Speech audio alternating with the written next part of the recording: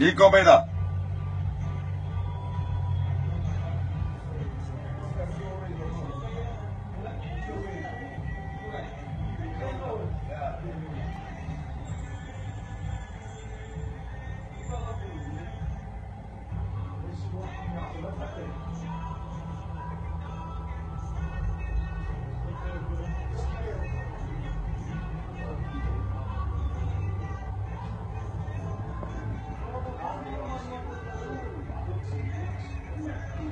This is CCTV footage obtained by the Sunday Times showing members of the South African Police Service killing an unarmed criminal on a suburban street in Krugersdorp, Johannesburg on October 19.